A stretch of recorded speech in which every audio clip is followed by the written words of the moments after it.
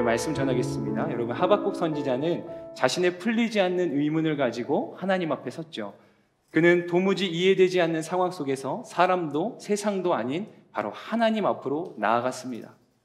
그리고 하나님 앞에 자신의 심정을 토해내듯 질문을 던져요. 하나님의 뜻을 묻는 그의 질문은 곧 하나님을 향한 그의 믿음이기도 했습니다. 그러므로 여러분, 우리가 더 깊은 믿음의 차원으로 나가려면 하나님 앞에서 질문을 하는 이 믿음이 또한 얼마나 유익하고 필요한 일인지를 우리는 계속해서 하박국을 통해서 보고 또 배우고 있습니다. 그렇게 질문하는 하박국 앞에 하나님의 응답은 다음과 같았어요. 내가 그 죄악을 짓는, 죄악 가운데 행하는 유다를 심판하기 위해서 나는 바벨론을 사용할 거다. 하나님이 그렇게 응답은 하셨지만 이것은 실상 하박국에게는 매우 당혹스러운 응답이었어요. 왜냐하면 바벨론이라고 하는 그 나라는 너무나 악한 나라였기 때문이에요. 물론 유다도 악한 죄를 많이 범했어요. 그런데 바벨론만큼은 아니었습니다. 누가 봐도 이것은 바벨론이 훨씬 더 끔찍하고 어마무시한 죄를 짓는 집단이라고 해도 전혀 틀린 말이 아니었어요. 이것은요, 마치 차악을 해결하기 위해서 최악을 선택하는 것과 같았기에 하박국은 그런 하나님의 응답이 의아할 수밖에 없었던 것이죠.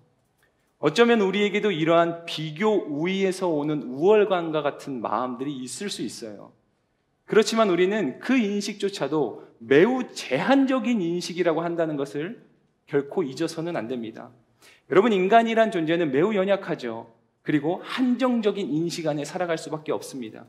우리는 지금 이 공간 안에 거하는 순간 다른 공간 안에서 벌어지는 모든 일을 인식할 수 없다는 이야기예요.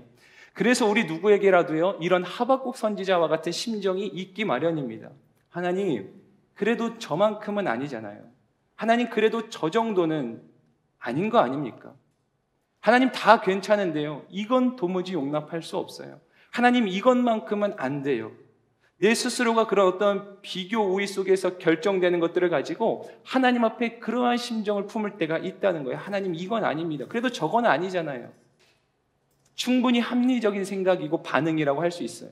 그러나 여러분 보세요. 이미 이 반응 안에는 하나님의 뜻보다 나의 생각이 더 크게 작용하고 있다는 것을 우리는 깨닫게 됩니다. 하나님의 뜻보다는 내가 느껴지는 감각이 더 확실한 근거로 내 삶에 영향력을 미치고 있다라고 하는 거예요. 우리는 언제든 마음만 먹으면 온 사방을 둘러볼 수 있지만 결국엔 고작 한 번에 한 방향만을 볼 수 있다고 말씀을 나눴었어요. 그럼에도 여전히 우리들은 그런 나의 인식의 틀 안에서만 현재의 이 상황과 환경을 해석하려고 하고 있는 건지도 모르겠습니다. 여러분, 그런데 이런 우리의 모습이 우리가 전지전능하다고 믿고 고백하는 하나님 앞에서는 얼마나 어리석은 일처럼 보이는 것이겠습니까? 그리스도인들은요, 하나님을 전지전능한 분이라고 그렇게 고백하고 노래하는 사람들이에요. 하나님을 온 우주 만물의 창조자, 그분은 말씀으로 온 세상을 지으신 창조주이시다라고 우리는 그렇게 고백합니다. 그리고 그분은 지금도 살아계시고, 그래서 우리 삶을 다스리시고 통치하시는 우리의 왕이라고 우리는 그렇게 고백해요. 얼마나 많은 순간 속에서 우리는 그렇게 노래하며 고백해 왔을까요? 오늘도 그렇게 노래하고 고백했어요. 그런데요, 정작 내 삶이라고 하는 이 캔버스 안에는 아무리 화려한 그림이 그려져 있다 할지라도 결국 거기에는 내 생각, 내 의도, 내 계획, 내 계산, 내 뜻이라고 하는 스케치와 드로잉만 가득할 뿐입니다. 여러분, 오늘 우리에게 필요한 진정한 믿음은 내 손에 쥐어있는 이 펜을 하루속히 하나님 손에 쥐어드리는 거예요.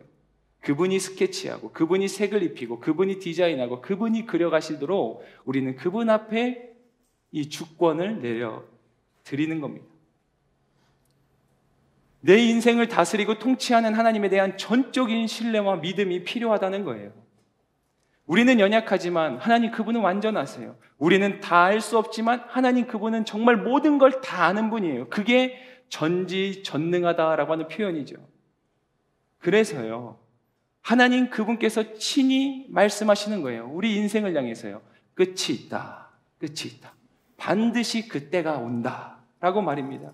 여러분, 느닷없는 인생의 터널을 만난 우리는 당혹스러움에 빠지기도 하지만 하나님은 그런 우리를 향해서 이렇게 말씀하시는 거예요. 두려워 마라, 염려하지 마라. 그 터널에는 반드시 끝이 있다. 그러니 멈추지 마라. 여러분, 그렇다면 그러한 하나님의 음성은 과연 근거 없는 혹은 그저 막연한 희망 고문과 같은 것이겠습니까?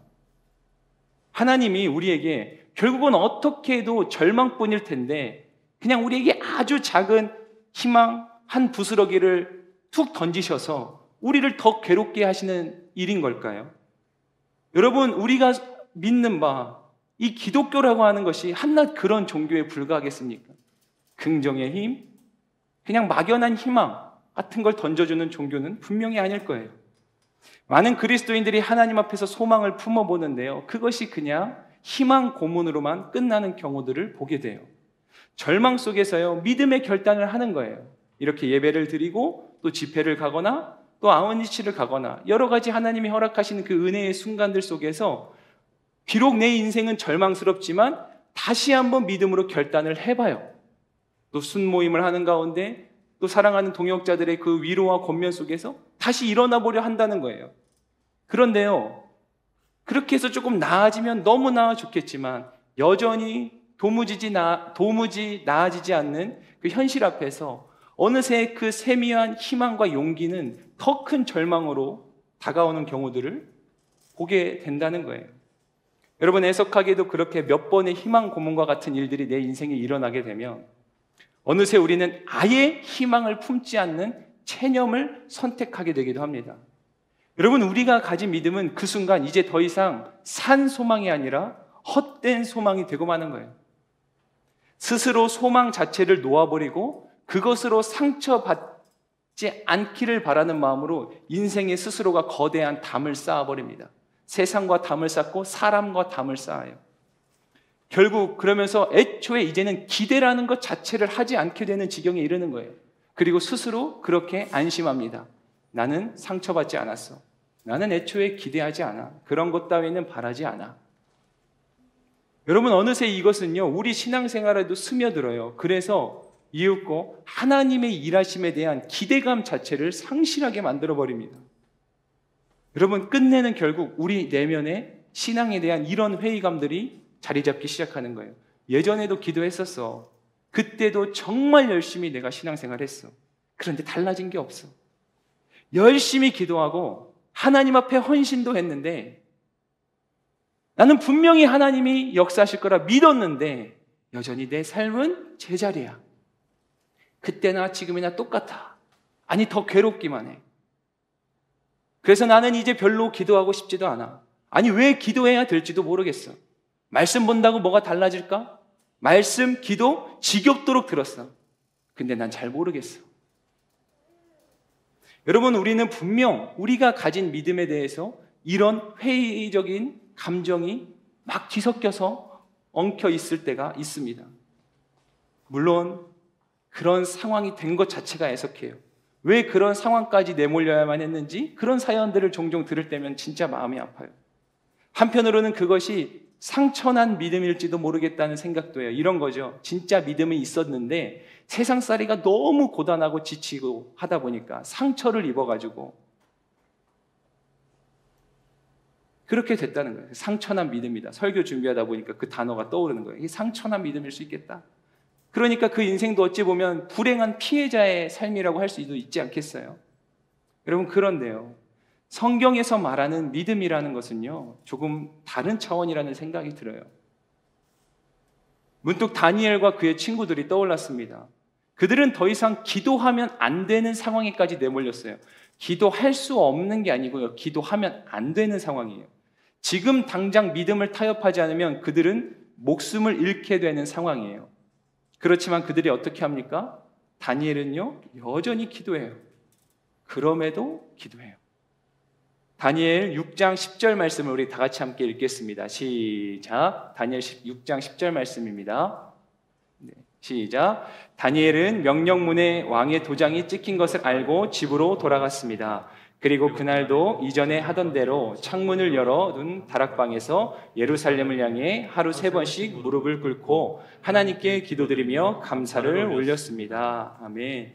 귀한 하나님의 청년 여러분, 하나님을 향한 우리의 믿음이란 것은 하나님 그러니까 믿을게요, 이게 아니에요. 그렇기 때문에 내가 믿습니다, 이런 고백이 아니라는 거예요.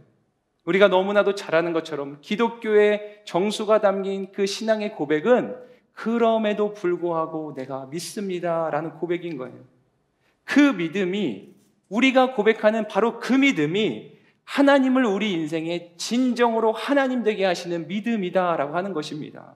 여러분, 누구나도 어느 때나 너무나 당연하고 쉽게 받아들일 수 있는 거라고 한다면 대개는 그건 믿음의 영역이라기보다는 상식이라고 말하는 것이 더 적합할 거예요. 여러분, 내 삶이 온통 칠흑 같은 어둠뿐이에요. 여전히 끝이 보이지 않아요. 하나님의 말씀이 내게 주어졌는데 그게 내 삶 가운데 어떠한 효능과 작용도 없어 보여요. 내 감각이죠. 그건 내 감각. 그런데요, 그것을 끝까지 붙들고 가는 것이 하나님을 하나님 되게 하시는 믿음이라고 한다는 거예요. 바뀌지 않는 상황에서 결국 기도를 포기하면 그것은 굉장히 합리적이고 효율적인 행동이라고 말할 수 있을지 모르겠어요. 아니, 아무리 투자를 해도 결과가 안 나오는데 그럼 그만둬야죠. 그거는 효율적이고 합리적인 선택이에요. 아무리 기도를 쏟아붓는데 내 인생의 출력이 아웃풋이 변하지 않는 거예요. 그럼 그만둬요. 이것은 자본주의 사회 구조로 따지면 당장 그만둬야 되는 것이 현명한 선택이에요. 그런데요, 바뀌지 않아요. 계속 쏟아부어도, 아무리 기도의 씨앗을 심고 인풋을 주어도 출력되는 아웃풋이 내가 원하는 결과물들로 나타나지 않아요. 그래도 기도하는 게 믿음이라고 한다는 거예요. 여러분, 좀 전에 읽었던 다니엘의 믿음에 관한 말씀을 주목해 보세요. 그 말씀에 이런 표현 기억나세요? 이전에 하던 대로. 이전에 하던 대로. 여러분, 다니엘의 믿음은 그냥 이벤트가 아니었어요. 가끔 하던 대로가 아니었어요. 그의 믿음의 삶에 묻어있고 스며있는 그의 믿음은 변하지 않는 루틴과 같은 것이었다는 거예요. 여러분, 하나님의 응답을 받았음에도 도중에 이탈하지 않고 끝까지 갈 수 있는 그 힘은 바로 끊임없이 하나님의 말씀을 내 인생의 루틴이 되게 하는 거예요. 이벤트가 아니라 루틴입니다. 여러분, 우리가 인생을 살아가다가 믿음이 희미해질 때가 있어요. 우리의 믿음이 희미해지는 이유가 어쩌면 상황이 어려워졌기 때문이라는 생각이 들지 않아요. 그렇게 여길지 모르겠지만 우리의 믿음이 약해진 이유가 상황이 어려워졌기 때문이 아니고요, 오히려 하나님의 말씀이 내 삶에 미치는 그 영향력이 더 작아진 탓은 아닐까 생각이 들어요. 하나님 앞에서 마음을 다해서 기도하던 시간이 이전보다도 훨씬 더 줄어든 탓은 아닐까. 목회자인 저도 이 질문 앞에 자유할 수 없을 것 같아요. 내 신분은 많이 변했어요. 청년에서 신학생으로, 그리고 전도사로, 사역자로, 목회자로, 이제 목사로 서 있는데, 그러면 내 신분에 맞고 상황에 맞게 더 기도를 많이 하는가라고 질문을 해본다면 사실 자신 있게 다 못하겠어요. 그저 오히려 아무것도 갖지 않는 것 같은 그때, 그래서 더 하나님 앞에 기도할 시간이 많았던 그때가 오히려 나에게는 진짜 더 많은, 더 큰 믿음의 시간이 아니었나라는 생각도 해볼 때가 있어요. 여러분들은 어떠세요? 우리의 상황이 많이 나아졌어요. 내 신분에도 많은 변화가 있었고 상황들이 달라졌어요. 근데 이상하게도 내 믿음은 이전처럼 열정적이거나 뜨겁거나 하나님 앞에 그렇게 용기 있는 결단을 하지 못하고 자꾸만 주저하게 돼요. 원망과 불평이 어느새 이제는 인식하지도 못하는 사이에 내 입술에 습관이 되어버린 상태로 놓여져 있어요. 누가 조금이라도 나를 콕 찌를 때면은 나는 더 큰 반응으로 그 사람 앞에 성을 낼 때가 있어요. 여러분, 우리가 매일의 삶에 하나님의 말씀을 굳게 붙들 수 있다면, 매일의 삶에 여전히 그 기도의 자리를 설 수 있다면 우리는 분명 더 견고한 믿음 위에 서게 될 거예요. 지난 2주 동안 특별 온라인 기도회를 은혜 가운데 마쳤어요. 글쎄요, 아마 많은 분들이 또 특별히 이렇게 시간을 정해서 매일과 같이 기도의 자리에 힘썼기 때문에 그래서 더 은혜가 있었지 않았을까라는 생각도 해보게 돼요. 많은 은혜가 있었어요. 저도 많은 은혜를 받았고 멘토님들, 청년들이 그렇게 고백하는 걸 많이 듣게 됐어요. 얼마나 감사했는지 몰라요. 매일 밤 10시에 정해놓고 그렇게 1시간씩 기도한다는 것, 어떤 분들에게는 너무나 당연하고 익숙한 일일 수 있겠지만 이 시대를 살아가는 바쁜 현대인들에게 그건 분명 큰 도전이었을 거예요. 어떠한 계기가 되었든 그 자리를 참여하시고 함께 하신 분들에게는 큰 은혜가 있었을 거예요. 너무 감사했어요. 그런데 이게 저의 모르겠어요. 세상 표현으로 말하면 직업병인지 아니면 하나님이 저에게 주시는 마음인지 제 마음 한켠에는요 매일매일 그런 마음들이 있었던 것 같아요. 하나님, 그 암흑의 청년이 오늘 기도에 꼭 왔으면 좋겠습니다. 자꾸 제 마음, 이거는 불평이라고 생각하시면 안 돼요, 여러분. 너무 감사한데 마음 한켠에는 자꾸만 제 입가에 맴도는 그 청년의 이름이 있는 거예요. 자꾸만 제 마음에 맴도는 그 청년이 있는 거예요. 이 좋은 시간을, 이 은혜의 시간을 그 청년도 함께 할 수 있었다면 얼마나 좋았을까. 어느 날은요, 그 밤늦은 시간에 제가 이제 한 이틀 정도 진행하다가 집에서 하다가 민원이 들어와가지고 나머지 시간을 사무실에서 했거든요. 그러면 이제 밤늦게 다 기도회 끝나고 불 꺼지고 이제 주차장으로 터벅터벅 걸어가는 그 길이 저에게는 진짜 많은 생각들이 들죠. 어느 날 밤에는 그 마음이 너무나 이렇게 마음이 뭐랄까요? 이걸 뭐라고 표현해야 돼? 적당한 단어가 안 떠오르네요. 너무 감사한데 앞서 말씀드렸던 그런 청년들 생각에 마음이 정말 아팠어요. 네, 그래서 마음이 많이 아무튼 그랬습니다. 여러분, 하나님께서 심판의 도구로 사용하시겠다고 한 바벨론도 결국엔 하나님의 무서운 심판을 피할 수 없게 되고 말았어요. 오늘 본문의 말씀은 그런 바벨론의 심판에 대해서 보다 명확한 근거들을 기록해요. 바꿔 말하면 하나님은요, 바벨론의 이 모든 악행을 그냥 간과하지 않으신다라는 것을 이 말씀이 명백히 증거하고 있다는 거예요. 바벨론을 심판하시겠다라고 하는 이 하나님의 선언이 막연한 희망 고문이 아닌 까닭은 바로 이것이에요. 그게 뭐냐면 하나님이 다 알고 계셨다는 거예요. 하나님이 다 보고 계셨다는 거예요. 하나님이 다 알고 계시고 다 보고 계신다. 여러분, 이 진리가 믿어질 때 우리는 비로소 끝까지 하나님을 붙들 수 있는 믿음을 소유하게 될 거예요. 하나님이 바벨론을 반드시 심판하시겠대요. 하박국은 그러한 하나님이 유다를 심판하시는데 더 악한 바벨론을 선택한다? 이게 하박국에게는 너무나 받아들이기 힘든 일이었는데 하나님이 그것을 하박국에게 명확히 말씀하시는 그 근거가 뭐냐면 내가 다 보고 있다. 내가 다 알고 있다라고 그렇게 말씀하시면서 그 명백한 근거로 오늘 본문에 이 5가지 바벨론의 큰 죄악에 대한 심판을 말씀하고 선포하십니다. 그 심판마다 각각 오늘 성경에 보면 화 있을진저 화가 있을 것이다. 하나님의 탄식과 함께 기록되고 있어요. 그 내용들을 들여다보면 이런 것들이에요. 탐욕, 부당한 착취, 폭력, 술 취하고 방탕한 것, 우상 숭배하는 것들. 이러한 죄악들이 결국은 바벨론 그들도 하나님의 심판을 면하지 못하게 될 거다. 내가 다 보고 있어.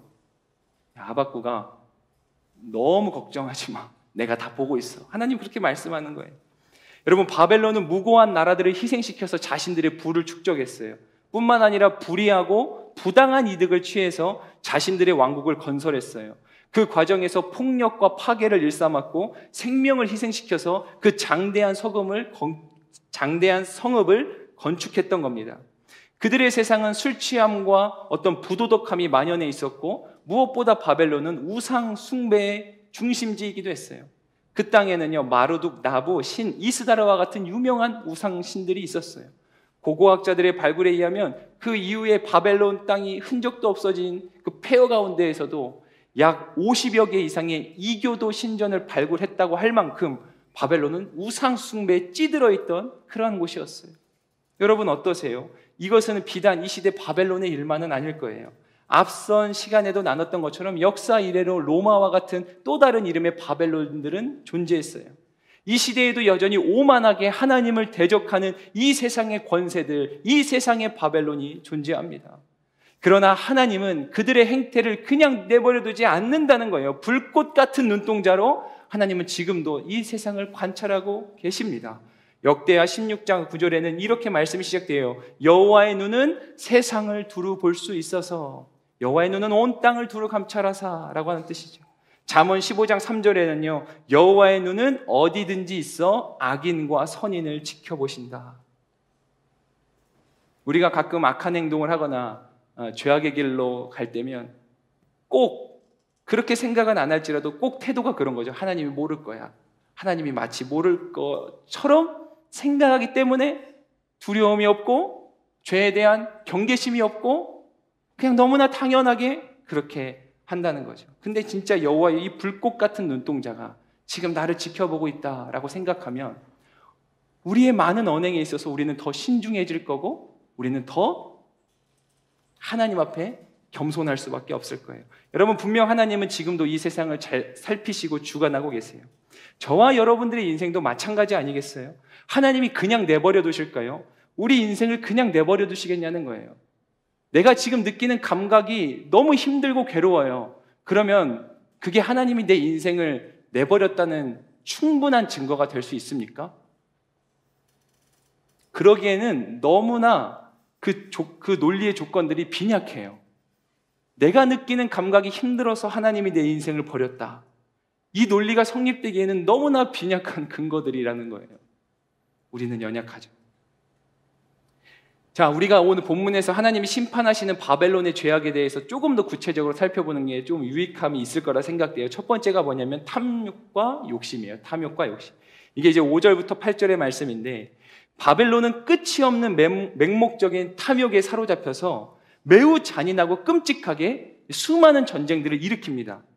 탐욕에 눈이 먼 거예요. 오늘 본문 말씀 5절의 말씀이 이렇게 시작하는데, 포도주는 사람을 속인다라고 기록하죠.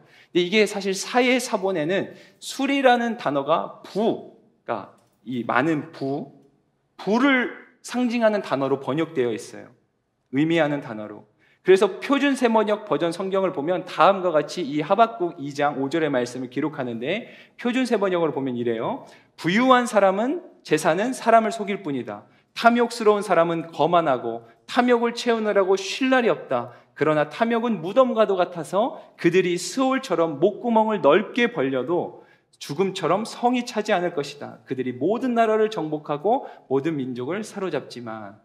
여러분, 번역상에 약간의 차이가 있을지라도요, 술이라고 하는 해석을 취하든 부라고 하는 해석을 취하든 이 말씀이 우리에게 주는 명확한 이유는 탐욕과 끝없는 욕심에 대한 경계예요.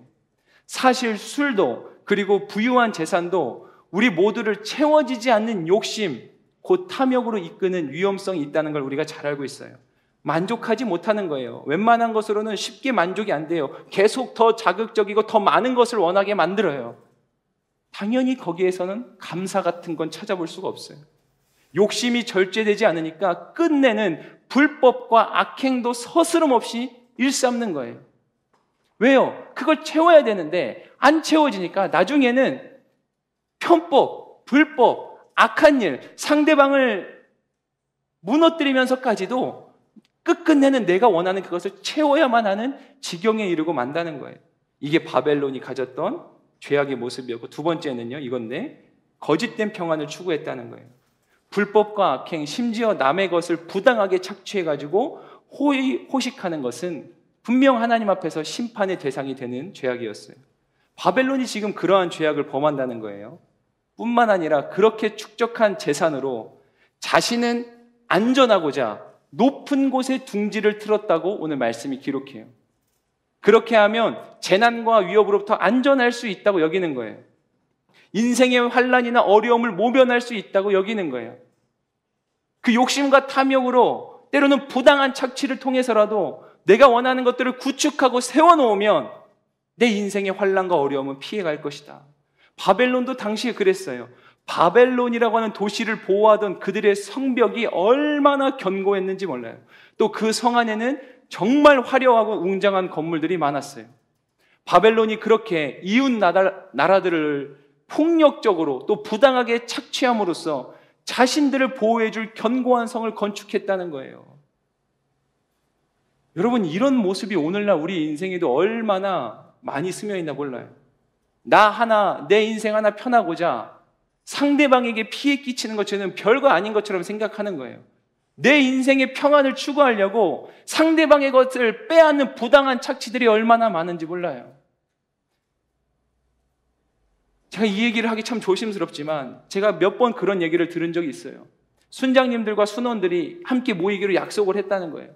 순장님이 준 방을 개설하고 한참 동안 기다리는데 30분이 지나도 순원들 아무도 들어오지 않아요. 여러분, 그건 어떻게 생각하세요?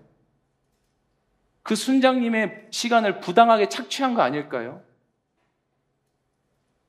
제가 그 얘기를 몇 번 들을 때마다 얼마나 마음이 아프고 속상했나 몰라요. 그 순장님이 너무 안타까워서 속상했고, 아니 우리 청년들이 갖는 이 기본 매너의식이 그것밖에 안 되는 건가 싶어서 속상했어요. 여러분, 그거는 믿음이 없는 사람들이라도 그렇게 해서는 안 되는 행동이에요. 또 이렇게 제가 말했다고 그럼 난 아예 안 가야지라고 생각하지 마시고, 여러분, 순장님과 우리 순원들이 함께 모이기로 한 그 약속은 그냥 어겨도 되는 약속은 아닐 거예요. 제가 이 내용은 이 설교문에 없던 건데 지금 마음을 주셔가지고 부담이 되지만 얘기했어요. 여러분, 우리는 이렇게 알게 모르게 나 한 사람 좋으려고 상대방의 가치 있는 것들을 부당하게 착취할 때가 많아요. 바벨론의 느부갓네살 왕은 최소한 3개의 궁전을 바벨론에 두었다고 해요. 그 가운데 그가 가장 많이 거처하던 곳이 남쪽에 위치한 궁전이었는데 넓이가 350m, 폭이 200m에 달하는 크기였습니다. 엄청난 크기죠. 여러분, 사실 이러한 풍조가 오늘날 이 시대에도 만연해 있어요. 때로 부당한 착취를 통해서라도 나를 보호해줄 성을 견고하게 세우면 내 인생은 평안할 거야, 안전할 거야 여기는 거예요. 혹시 우리 가운데 사업을 하시거나 때로는 직장에서 어떠한 나의 유익을 추구하는 것 가운데 이런 유혹들이 드는 순간들이 왜 없겠습니까? 내가 조금만 욕심내면, 내가 조금만 눈 한번 딱 감으면 나는 굉장히 많은 것들을 얻어낼 수 있어요. 저 사람한테는 미안한 일이지만 내가 그냥 딱 한번 마음 모질게 먹으면 나는 편안할 수 있어요. 내 회사 아래 직원한테 다 떠넘기면 그래, 그냥 좀 마음이 양심이 약간 찔리지만 나는 편안할 수 있어요.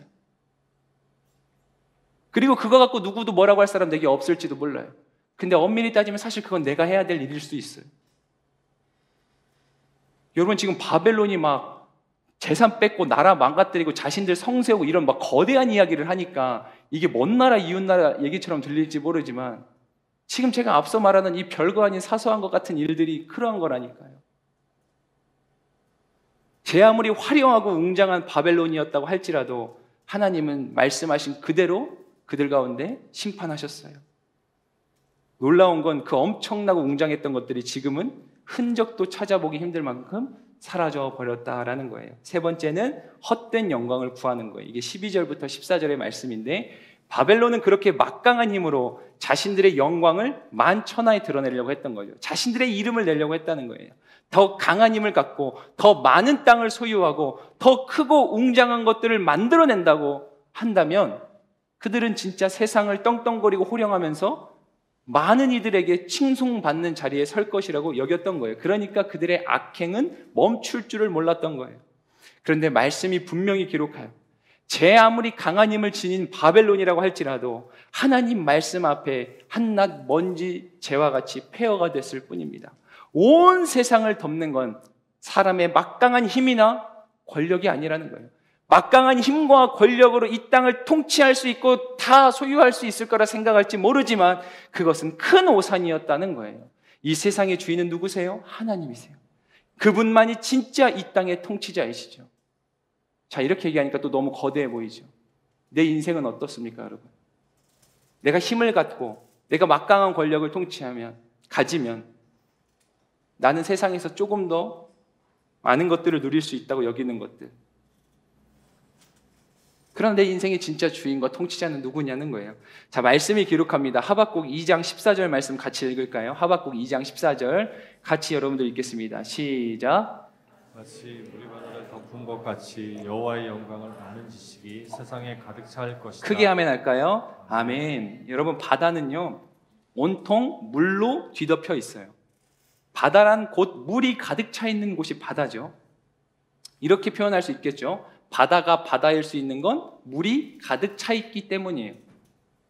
바다가 바다일 수 있는 건 물이 가득 찼기 때문에 바다다. 여러분, 이 세상도 마찬가지고 내 인생도 마찬가지예요. 이 세상이 진짜 진정으로 본래 존재했던 세상의 모습다우려면 그거는 인간의 헛된 영광이 아니라 하나님의 영광으로 충만할 때 가능한 거예요. 세상이 세상다우려면 하나님의 영광이 충만해야 된다. 내 인생도 마찬가지라고 했어요. 하나님께서 지으신 우리 인생이 어긋난 인생, 망가진 인생, 고장난 인생이 아니라 온전하고 완전한 인생, 하나님 보시기에 심히 좋았더라라고 말씀하시는 그 기쁨의 인생이 된다는 것은, 그래서 내 인생이 진짜 인생이 될 수 있는 건 하나님의 영광으로 가득 찰 때라는 거예요. 성경은 우리 인생을 향해서 복된 인생이라고 말해요. 너는 복의 근원이 되라. Pure blessing. 아브라함에게 주신 그 축복의 선언은 하나님의 모든 백성들을 향한 축복의 선언과도 같아요. 자, 성경이 우리에게 복된 인생이라고 하는데 왜 내 인생은 복이 없는 것 같죠? 오늘 말씀으로 비추어 보면 이렇게도 생각해 볼 수 있는 거예요. 내 인생이 하나님의 영광으로 충만하지 않구나. 그러니까 복된 인생이 복된 인생 되지 못하는 거예요. 물이 바다에 가득할 때 그게 진짜 바다가 되는 건데, 하나님의 영광으로 충만할 때 내 인생이 진짜 복된 인생이 되는 건데 그 충만함이 없다 보니까 그럴 수 있다는 거죠. 네 번째는 방탕함과 폭력이에요. 바벨론 사람들은 술을 많이 마시고 방탕하기고 흥청망청하기로 유명했던 사람들이었어요. 이것은 또한 타락한 인간의 본성에 매우 밀접한 연관이 있는 모습이에요. 타락한 인간의 본성은 자기 자신뿐만 아니라 남을 또한 유혹에 빠뜨리고 방탕하게 살고자 하는 욕망을 갖고 있어요. 여러분, 아담과 하와가 죄에 빠진 과정을 보세요. 타락한 인간의 본성이란 그런 거예요. 책임을 전가하고 그리고 그 또한 같이 공범자로 만들고 싶어 하는 게 있어요. 많은 크리스천 청년들이 여전히 술 문제로 고민하고 있을 거예요. 술 마시는 게 죄인가요? 이런 질문들 가져보셨을 거예요. 많이 들어보셨겠지만 오늘 말씀이 그렇게 우리 가운데 가르치기 때문에 저는 전합니다. 여러분, 분명한 건 우리가 술을 마시고 심지어 술에 취한 채로 하나님을 온전히 예배한다? 나는 술 취한 예배자다? 굉장히 어색하고 순리에 안 맞지 않습니까? 그럼 이렇게 목사님 술 취하지 말라는 게 아니라 술 마시지 않으면, 마시는 것만 되면 괜찮지 않고, 하여튼 말도 안, 지금 제가 이게 말이 안 되게 해서 말이 안 나오는 것 같아요. 목사님 술 취하지 말고 마시는 건 괜찮지 않아요? 술 마신 예배자 어때요, 여러분? 할렐루야. 오늘 이 시간 우리 모두 술 마신 예배자 되게 하소서. 어떠세요? 아니지 않습니까? 여러분, 그냥 성경에 기록된 그대로 믿으세요. 왜 자꾸 계산하고 그걸 어떻게 다르게 적용해서 어떻게든 그 타협점을 찾아내려고 하는 그런 마음 말고 있는 그대로 하나님이 취하지 말라 했으면 그냥 술을 멀리 하는 거예요. 술이 나를 방탕하게 한다면 끊어내는 거예요. 술 때문에 실수하고 술 때문에 내 인생이 무언가 하나님으로부터 나를 멀어지게 한다면 끊어내는 거예요. 이런 분들도 있어요. 목사님, 직장 생활하다 보면 술 마시지 않는 것이 불가능해 보여요. 그거 진짜 어려운 일이에요. 예, 공감해요. 그럴 수 있다고 여겨져요. 그런데 여러분, 우리가 정말 하나님을 두려워하는 마음으로, 하나님을 두려워하는 마음으로 믿음의 결단을 해보셨으면 좋겠어요. 하나님이 반드시 지키실 거라고 저는 굳게 믿지만 설령 그렇지 않다 하더라도 여러분들이 그것 때문에 당한 부당한 일을 하나님이 결코 그냥 지나치지 않는다는 거예요. 반드시 여러분 인생에 하나님의 위로와 상급과 축복으로 갚아주십니다. 진짜예요, 여러분. 폭력도 마찬가지예요. 오늘 말씀해 보니까 사람에게만 행하는 폭력뿐만이 아니에요. 우리는요, 진짜 물리적 폭력을 행하지만 이 시대의 사람들은 언어적 폭력을 얼마나 쏟아내는지 몰라요. 인터넷을 보세요. 온갖 비방과 댓글들이, 악의성 있는 댓글들이 사람의 인생을 완전히 무차별하게 폭력을 행사합니다. 그런데 오늘 이 시대의 이슈가 되는 게 또 뭐예요? 말씀에 기록되잖아요. 동물과 자연에 대한 인간의 파괴와 폭력도 나오는 거예요. 이 시대의 사회 이슈 하나도 동물 학대잖아요. 어떻게 멀쩡한 그 인격을 가진 사람으로서 동물에게 저런 끔찍한 일을 할 수 있을까? 아니, 동물에게 저런 정도의 일을 일삼는 사람이면 사람인들 저렇게 하지 못할까? 이런 두려움도 들지 않아요? 자연은 또 얼마나 파괴합니까? 자연은 하나님께서 우리에게 다스리라고 주신, 우리에게 청지기적 사명으로 주신 건데 얼마나 많이 파괴하고 있어요. 이 코로나가, 이 바이러스가 그 어떤 우리 모든 폭력과 파괴적인 행동들의 하나의 결과 같은 것 아니겠습니까? 여러분, 할 수 있으면 그냥 조금이라도, 그 작은 일이라도 여러분들의 삶 속에서 정말로 자연을 하나님 주신 소중한 것처럼 다루고, 진짜 쓰레기를 줍는다든지 아니면 일회용품 사용을 조금이라도 줄인다든지. 성경의 법칙은 언제나 지극히 작은 자 하나에게 한 것이 곧 내게 한 것이라. 여러분, 인생의 거대한 무언가를 성취해야만 하나님의 영광을 드러내는 게 아니고, 오늘 이 말씀 앞에 그 사소한 것조차 반응하기 힘쓰는 그 사람을 하나님은 기뻐하신다는 거예요. 마지막 우상숭배예요. 18절 20절인데 바벨론 사람들이 앞서 언급한 모든 악행들을 꺼리낌 없이 쉽게 저질렀던 것은 결국 바로 이 죄악이에요. 그래서 우상숭배는 사실 모든 죄악의 깊은 뿌리이고 근원이라고도 얘기할 수 있어요. 여러분, 어떻게 보면 그렇게 말할 수도 있어요. 저는 우상을 섬기지 않아요. 저는 사람들이 만든 그러한 헛된 신상 따위는 믿지 않는단 말이에요. 그런데 정작 이 시대에 많은 사람들이 자기 자신을 우상으로 삼고 있다는 것은 간과하고 살아가요. 하나님보다 앞서는 것은 결국 우리 모두에게는 그 어떤 것이라도 우상이 되고 맙니다. 오늘 말씀에 보면 우상 숭배의 허구성에 대해서 적나라하게 언급하죠. 자, 하박국 2장 19절 말씀 같이 보겠습니다. 19절 크게 읽겠습니다. 시작. 화 있을 것이다. 나무에 대고 깨어나라 하고 말 못하는 분에게 일어나라 하고 사람이 그것이 가르칠 수 있겠느냐? 보아라, 그것은 금과 은으로 덮여 있을 뿐 그 안에는 생기란 전혀 없다. 아멘. 자, 우리가 이제 같이 말씀을 정리하고 기도의 자리로 나갈 텐데, 여러분 보세요. 이 마지막 문장에 참 임팩트 있지 않아요? 생기란 전혀 없다. 금과 은으로 덮여 있을 뿐 그 안에는 생명이란 전혀 없다. 여러분, 그리스도인들은 하나님을 경외하는 사람들이에요. 우리는 살아계신 하나님을 믿는 사람들이에요. 그 하나님이 전지전능하신 하나님이심을 믿는 사람들이라는 거죠. 하나님 그분이 온 땅의 주인이 되시고 통치자가 되신다고 믿는 사람들이에요. 그래서 하나님의 나라가 영원하다고 고백하는 사람들이에요. 자, 오늘 하박국 2장 20절의 말씀을 그러한 믿음으로 한 번 더 같이 읽길 소망하는데, 2장 20절 말씀 읽겠습니다. 시작. 그러나 여호와는 거룩한 성전에 있다. 온 땅은 그분 앞에서 잠잠하라. 크게 아멘 할까요? 아멘. 한 재미있는 이야기를 들었어요. 어떤 사람이 하나님 앞에서 간절히 기도했대요. 하나님, 이렇게 물었대요. 하나님한테 억만금은 어느 정도의 가치인가요? 그러니까 하나님이 대답하셨다는 거예요. 나에게 억만금은 한 푼에 불과하지. 와, 그 기도자가 하나님 대단하시네요. 하나님 궁금한 게 있어요. 저는 빨리 제가 기다리는 시간이 있는데 하나님에게 1000년의 세월은 어떤 시간인가요? 하나님이 응답하셨대요. 1초에 불과해. 하나님 정말 대단하세요. 하나님 완벽하고 전능한 분이세요. 그래서 이 사람이 하나님 앞에 그렇게 기도했대요. 하나님, 그럼 제게 한 푼만 주세요. 무슨 말이에요? 억만금을 달라는 거죠. 한 푼만이라도 주사오니 주세요. 하나님이 대답하죠. 그럼 내가 줄 수 있지. 당연히 주지. 근데 1초만 기다려. 그랬대요. 웃는 분들은 무슨 말인지 알 것 같아요. 물론 누군가 지어낸 그냥 재밌는 이야기일 수 있겠죠. 근데 저는 이 모습이 진짜 우리의 모습이지 않을까. 여러분, 우리가 신앙생활을 함에도 불구하고 하나님을 하나님 되지 못하게 하는 상태로 하는 진짜 종교적 생활을 하고 있는 것은 아닌가라는 생각들을 해보게 됩니다. 하나님 그분과 우리는 감히 비교할 수 없어요. 이 우스갯소리에도 등장하듯이 우리에게는 작은 한 것이, 엄청난 것이 하나님에게는 정말 그 티끌과도 작은 것이 되고, 우리에게는 1000년과 같은 세월이 하나님께는 그냥 한 날과 같을 뿐일 수도 있어요. 하나님의 존재를 애초에 우리가 다 이해하고 받아들이려 한다는 것 자체가 우리에게는 불가능한 일이에요. 그럼 목사님, 우리가 하나님을 어떻게 알 수 있어요? 이렇게 대답할 수 있는 거예요. 하나님이 알려주시는 만큼만 아는 거예요.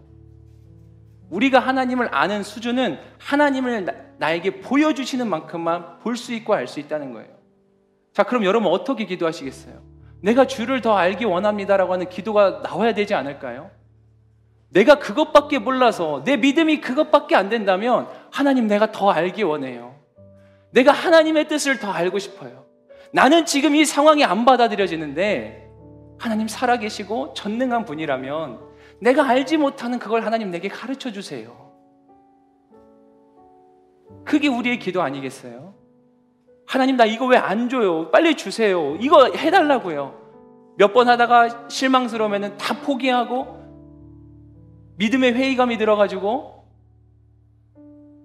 나 해봤는데 소용없어. 예전에도 그렇게 다 해봤어. 이런 얘기 하지 말고 진짜 하나님을 하나님 되게 믿어봤으면 좋겠어요, 여러분. 하나님을 진짜 하나님 되게. 때로는 두려워할 줄도 알고 진짜 하나님의 경외심 앞에 내가 가진 모든 생각들을 다 내려놔 보기도 하고 말씀과 기도가 루틴이 되게 만들고 그렇게 살아가는 겁니다. 우리 시간에 같이 찬양하겠습니다. 찬양할 때 이 찬양이 우리에게 꼭 필요한 찬양이 아닐까 싶어요. 예수 하나님의 공이라는 찬양인데 오늘 말씀이 어떤 내 삶과는 조금은 더 먼 큰 이야기를 나누기 때문에 올라오는데 그런 생각도 드는 거예요. 하나님, 오늘 이 자리에 위로가 필요한 청년들이 많을 텐데 오늘 이 말씀이 그 청년들에게는 어떠한 모양으로 들려질까요? 하나님을 의지하는 기도를 드리게 됐었던 것 같아요. 우리 시간에 같이 찬양합시다. 하나님, 그분을 하나님 되게 하심으로 우리가 이 고백을 드릴 수 있을 것 같아요. 같이 고백하겠습니다. 예수 하나님의 예수 하나님의 공의 그 독생자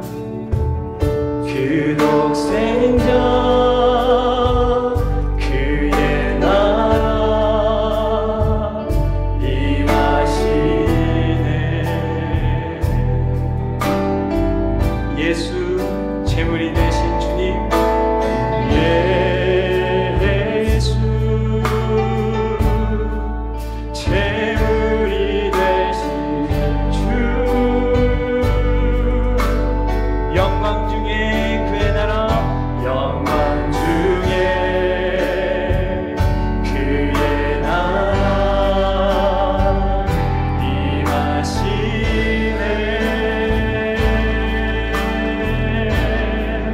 그의 나라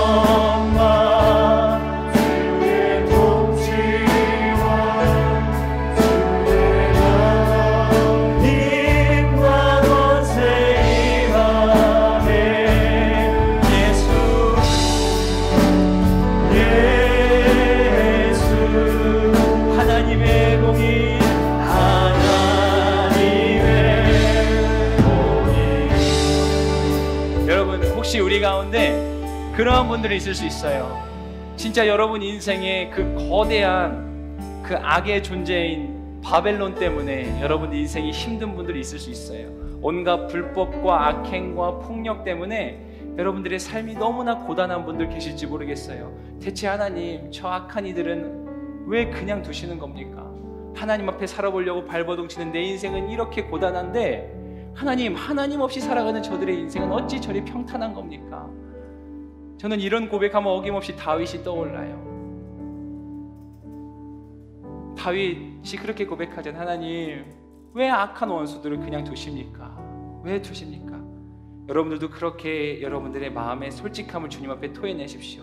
근데 오늘 말씀 기억하세요. 반드시 하나님이 심판하십니다. 그냥 두고 보지 않아요. 그게 영원할 것 같죠? 절대 그렇지 않습니다. 하나님의 나라만 영원합니다. 혹시 그러한 하나님의 간절한 도우심이 필요한 분들이 있다면 우리가 이 찬양 다시 한번 부를 때 자리에 일어나셔서 부르셔도 좋겠습니다. 그게 이 시간 여러분들이 하나님 앞에 한 걸음 더 나아가는 결단이 되리라고 저는 믿습니다. 함께 기대하고 기도하며 소망하며 이 찬양 고백합니다. 예수 2절입니다. 하나님의 사랑, 예수 하나님의 사랑, 하나님의 사랑, 하나님의 은혜와 말씀이 있어요. 주의 은혜와 말씀으로 나타났네. 예수 거룩한 하나님, 예수 거룩한 하나님. 자, 내 인생에 그 하나님의 나라가 임하여 주옵소서. 우리가 믿음에 믿음을 더하여 그렇게 선포하십시다.